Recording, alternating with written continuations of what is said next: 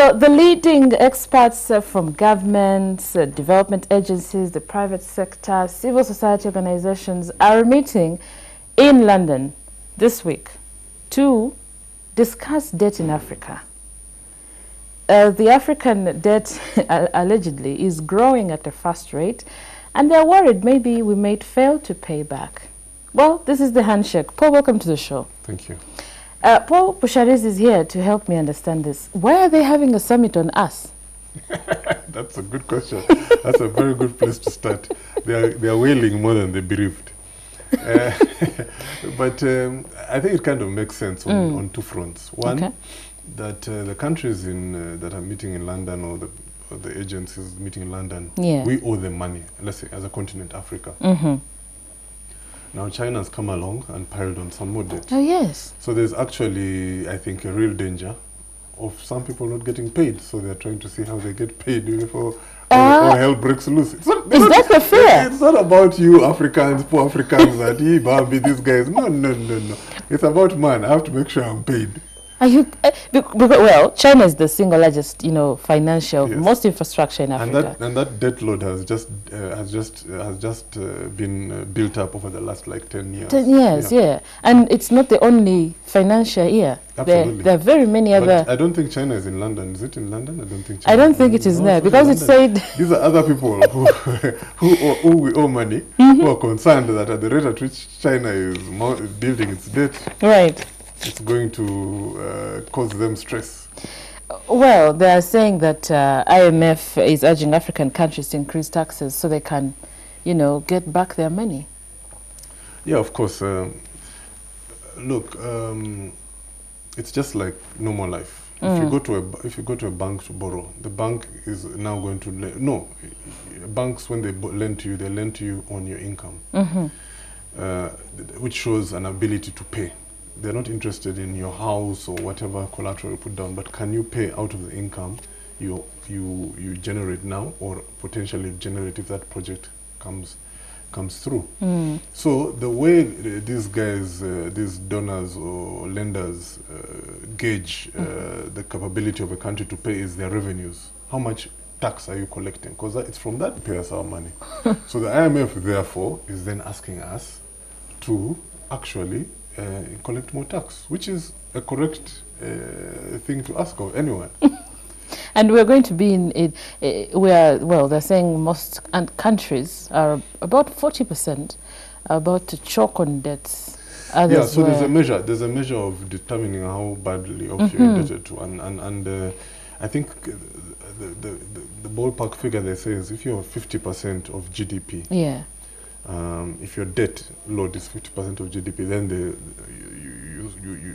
you run the risk of defaulting or being very stressed as a country. So they want you to keep below. So when you hear people saying that most of us are at 40% of GDP, and that's cause for alarm and still growing. For alarm, yeah. That's what they mean, yeah. Well, because last year, at the end of last year, Chad, Eritrea, Mozambique, Congo, South Sudan, Zimbabwe, they were considered to be in debt distress.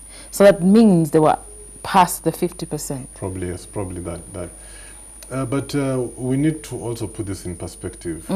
First of all, if borrowing is not a bad thing in itself. Yes. The question is, what do you use the debt for? Exactly. And do you get value for money? So even if you build a piece of infrastructure that will increase economic activity, let's just say a dam, is that dam built, are we getting value for money for the dam? Many times, unfortunately, this infrastructure, they layer on a lot of other payments to people and individuals and all that kind of business, which can cause chaos. But I think the first thing to ask ourselves is, what are we doing with our debt? If we're buying perfumes and hair creams and wines and spirits, then you just know we're going to be in trouble. But if we are using it for infrastructure development, human capacity development, so if, for example, we improve our education system or our health system with that debt, chances are we're doing the right thing. Because you see, what happens is that if you're using it for the right thing, like infrastructure, when you open up a piece of infrastructure or commission a piece of infrastructure, it increases economic activity. Yes. And therefore, in theory, revenues should increase, yes, taxes should increase, and yes, therefore you'll much easier repay your debt to but those families. there's a fear that governments might cut public services. Yeah, I mean, it's a standard, it's an easy thing to cut, especially if you're going to improve your budget, your how can you call it, your financial statement. So the major cause of cost to government is, of course, public expenditure, salaries and services, which might not be, the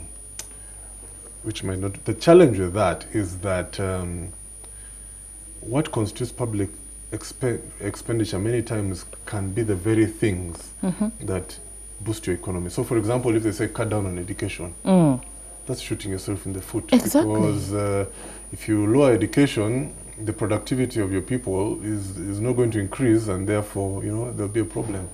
So there's always controversy about that.